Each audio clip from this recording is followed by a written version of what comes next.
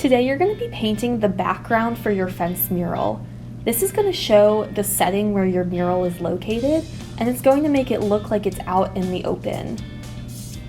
So the first thing that you're going to do when you get your paper is put your name on the back. This is super important because when these are done, you're going to be gluing your fence down to the paper.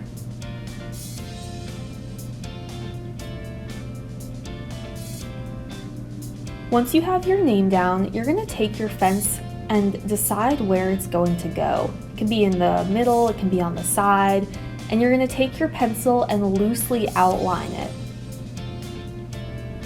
Once you have your outline, draw a slightly smaller box on the inside.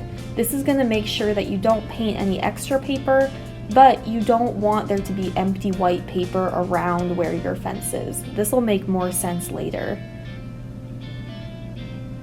So once I've decided where my fence is going to go, I'm going to take my pencil and I'm going to start drawing a landscape behind it.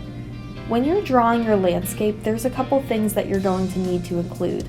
The first thing it needs is the ground. It can be grass, it could be fields, you need the sky, and this can be day or nighttime, and you're going to need something in between. So you could do a tree, you could do a building, you could do a person, or anything else you can think of to go next to the fence. So I'm taking my pencil and I'm really going to keep this simple. I don't want a super complicated drawing because I don't want it to distract too much from my fence that I painted. And once I have my landscape in pencil, I'm going to trace it all over with the Sharpie. I'm going to erase all of the extra pencil, and then I can start painting my background.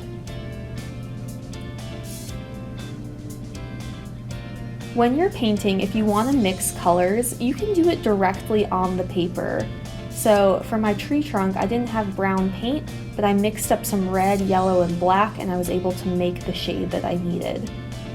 You're going to paint in every single area of your paper. If you have little white areas like the clouds, that's fine, but it should be almost completely colored in. I don't want to see a lot of blank paper. When it's all done, you're going to put your fence back on, we'll glue it later, and then you have your background.